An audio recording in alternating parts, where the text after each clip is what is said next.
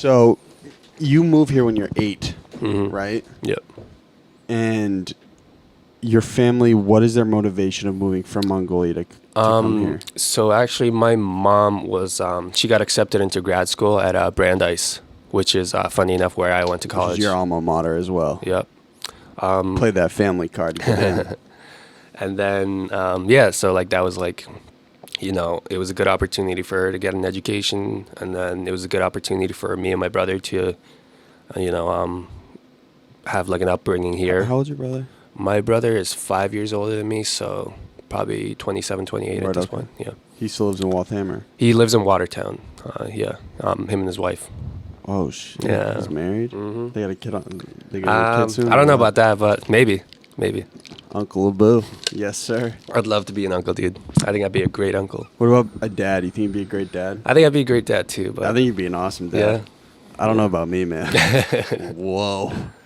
Though I worry about having kids sometimes because it's like, dude, what if you just bring an absolute monster into this world? Right? Yeah, I think about that too. Like what if you get with a chick and then you guys have a kid and it gets the worst characteristics from both of you? Oh. Dude. Yeah, dude. It's definitely a possibility because, like, I don't know. I feel like kids definitely pick up on things that you don't, like, intend to kind of, like, project to them, Well, sometimes I wonder if they're going to be born with some of the worst qualities that you have. Yeah. You know what I'm saying? It's definitely possible. I mean, genetics are wild. Yeah. What would you say your worst quality is? Like, what would you want to work on the most?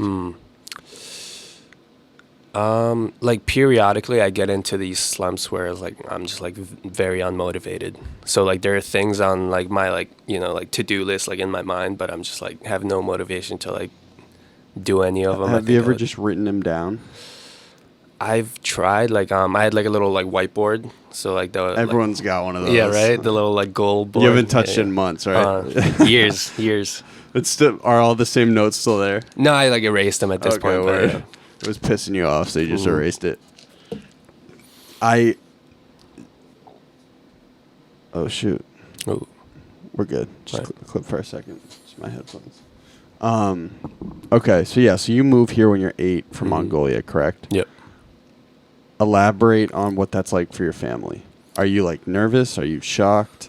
You're leaving everyone behind. Like you're on the other side of the planet, bro. Funny enough, I remember right before we were leaving, we were at like the Mongolian airport, and then like I got this like very like I was like an 8-year-old kid. I don't really understand my emotions and all that, but like I got this like overwhelming like urgency of like, damn, I'm leaving like home and like everything I know behind. So I'd start bawling at the airport. Like as you remember it vividly. Yeah, because like my cousins were like looking at me through the window, like, what is he doing? Like, why is he just like bawling his eyes out right now? But after that, I was just I was like excited, because it's like new territory, new things that I see every day, and then that's a lot when you're 8, though. Yeah, right. And then I think my like parents probably were just like freaking out in the back of their mind because like they're bringing 2 young kids into a country that they don't really know much about. What was the status of Mongolia at the time politically? I think it was democratic, so it's like I think they were under like the Russian influence until about like, don't quote me on this, but until about like the 70s or the 90s, and then they kind of did this slow transition into a democratic government. But it wasn't tumultuous, correct? It wasn't like your parents were leaving because... No. We had a pretty good life there. Like, it's like... The Mongolia is like very interesting. It's like a very like vivid mix of like this old traditional like nomadic lifestyle where like, like you're living... Picture like villages and stuff like that. Yeah. So like people have like the yurts, like those like little like circular tents. I don't actually. Do I have my phone? How do you spell yurt? Y-U-R-T. That's like I've learned that that's like the English kind of name for it. In Mongolian, it's called a ger. A ger. Yeah. And so you were living in one of these? No, like one of those. Yeah. My grandparents used to, because like after they retired, that's just like what they wanted to do, and so they had like a little like handful of like livestock that they kind of like live off of, and it's pretty cool. Yeah. They still live on a farm? No, my grandmother passed away, and so my grandfather couldn't do it like all by himself, so he's just like chilling in his own crib now, like a actual house. And not in a yurt. Nah. But you know what these look like? Have you ever seen? that scene in Harry Potter when there's that big like Quidditch. Oh, it's cup. exactly like that, but it's like and they like open up and it's this. It's not a mansion on the inside. It's just small. Is it self-heated or is it gas heated?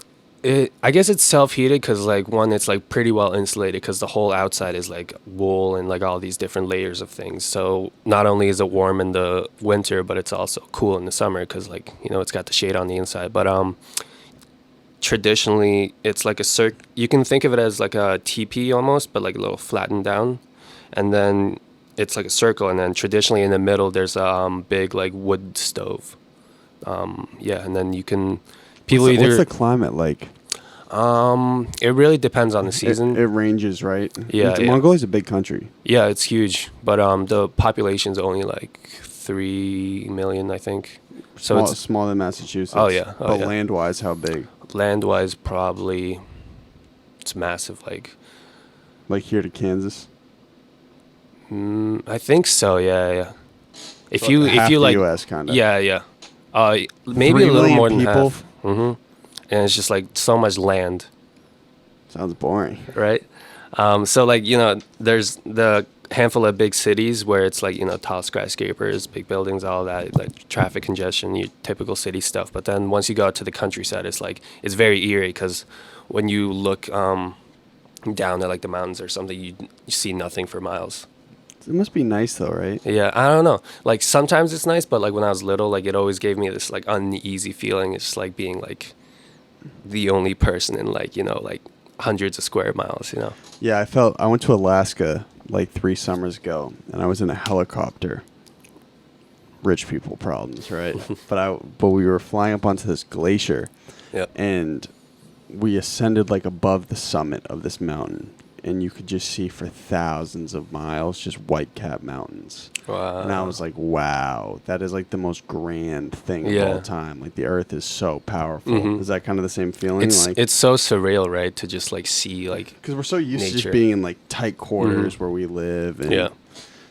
So you're in Mongolia. Well, question, what is Mongolia's status in terms of like as an economic force in the world? Is it a powerful economy? What do they provide? What's their export? I don't know too much about this, but if I had to guess, I wouldn't say it was that powerful of a economic force, just because we don't have that many people, and of the 3 million, like a small amount are actually like working and like like contributing to like the overall economy of the country. What do most people do? It's like various things, like their agriculture a lot, or it depends because there's a big wealth gap right now. So like the top 5-10%, whatever it is, they're doing all the banking and the government, and like they're kind of running with the corrupt government officials, kind of running everything. So they have like a stronghold on like the decisions that happen, and then the rest of oligarchy. Yeah, basically, and then the rest are like either like agriculture, like farmers. Farmers is like a weird term because there's not a lot of like actual like things growing in the ground. It's more like keeping livestock alive. So like sheep, cows, goats, all of that.